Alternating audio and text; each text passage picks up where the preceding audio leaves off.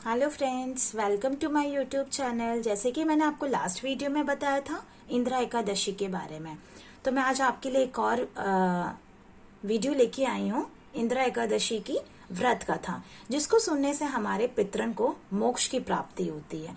तो सभी लोग बहुत ध्यान से सुने और उसके बाद लास्ट तक इस वीडियो को देखें और मेरे चैनल को सब्सक्राइब करना ना भूलें। ठीक है। तो वर्ष में 2021 में 2 अक्टूबर शनिवार को इंदिरा एकादशी को मनाई जा रही है। जैसे कि मैंने आपको लास्ट वीडियो में ये चीज बताया था, अश्विन मास के श्राद्ध पक्ष में आने वाली इस एकादशी का व्रत करने से पितृ दोष दूर होता है तथा यह एकादशी पितरों को अधोगति से मुक्ति और मोक्ष दिलाने वाली मानी गई है। इस कथा को सुनने से मात वायपेय यज्ञ का फल मिलता है। यहाँ इंदिरा एकादशी व्रत की कथा मैं आपको सुनाने जा रही हूँ। एकादशी कथा धर्मराज युधिष्ठिर के पूछने पर भगवान श्री कृष्ण ने इस कथा को बताया था। कथा का स्टार्ट है, कथा शुरुआत करते हैं अब हम। प्राचीन काल में सतयुग के समय में महिष्मती नाम की एक नगरी में इंद्रसेन नाम का एक प्रातिपी राजा धर्म पूर्वक अपनी प्रजा का पालन करते हुए शासन करता था। वह राजा पुत्र पौत्र और धन आदि से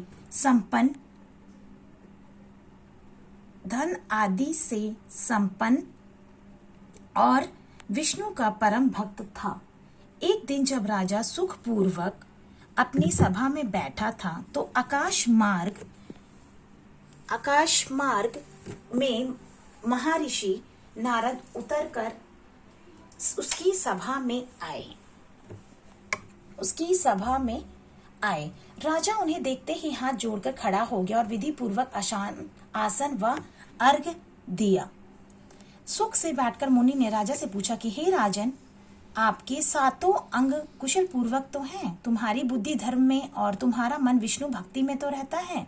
देवर्षि नारद की ऐसी बातें सुनकर राजा ने कहा, हे महर्षि, आपकी कृपा से मेरे राज्य में सब कुशल है तथा मेरे यहाँ यज्ञ कर्मादि सुकृत हो रहे हैं।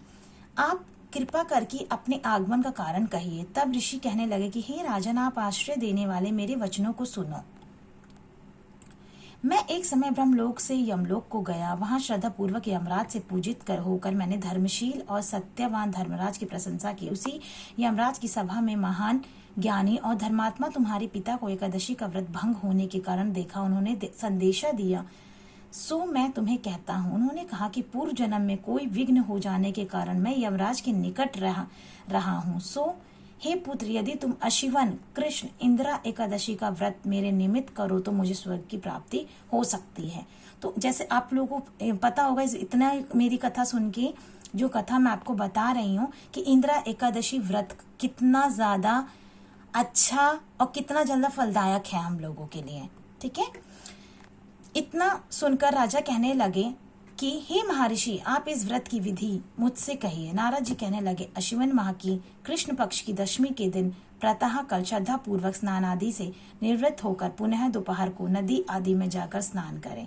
फिर श्रद्धा पूर्वक पितरों को श्राद्ध करें और एक बार भोजन करें। प्रातः काल होने पर एकादशी के दिन दातुन आदि करके स्नान करें। फिर व्रत के नियमों को भक्ति पूर्वक ग्रहण करते हुए प्रतिज्ञा करें कि मैं आज संपूर्ण भोगों को त्याग कर निराहार एकादशी का व्रत करूंगा।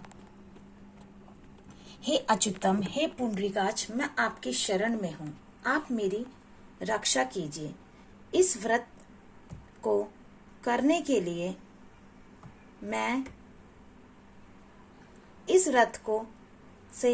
यदि आप मेरी रक्षा इस प्रकार नियम पूर्वक शालिग्राम की मूर्ति के आगे विधि पूर्वक श्राद्ध करके योग्य ब्राह्मण को फलाहार या भोजन कराएं और दक्षिणा दें। पितरों की श्राद्ध से जो बच जाए उसको सूंघकर गौ को दे तथा धूप दीप गंध पुष्प निवेद आदि सब सामग्री से ऋषिकेश भगवान का पूजन करें। रात में भगवान के निकट जागरण करें। इसके पश्चात द्वादशी के दिन प्रातः काल होने पर भगवान का पूजन करके ब्राह्मणों को भोजन कराएं। भाई बंधुओं स्त्री और पुत्र सहित आप भी मौन होकर भोजन करें। नारद जी कहने लगे, हे राजन, इस विधि से यदि तुम आलस से रहित होकर इस एकादशी का व्रत करोगे तो तुम्हारे करोगे तो तुम्हारे पिता अवश्य स्वर्गलोक को जाएंगे। इतना कहकर नारद जी अंतर्ध्यान हो गए। नारद जी की कथा अनुसार राजा द्वारा अपने बांधवों तथा दासों सहित व्रत करने से आकाश से पुष्प वर्षा हुई और उस राजा का पिता गरुण पर चढ़कर विष्णु लोक को गया। राजा इंद्रेशन भी एकादशी के व्रत के प्रभाव से निष्कंटक राज्य करके अंत में अपने पुत्र का सिंहासन पर बैठाकर स्वर्गलोक को गए।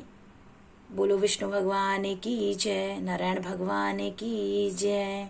श्रीमन नारायण नारायण नारायण, भज मन नारायण नारायण नारायण, श्रीमन नारायण नारायण नारायण, भज मन नारायण नारायण नारायण।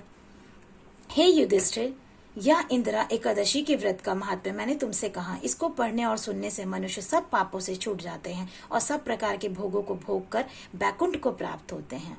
इतना ही नहीं, इस व्रत से पितृ दोष दूर होता है तथा पितृ दोष से भी मुक्ति भी मिलती है और पितरों को मोक्ष की प्राप्ति होती है। धन्यवाद। जय श्री कृष्ण। राधे राधे।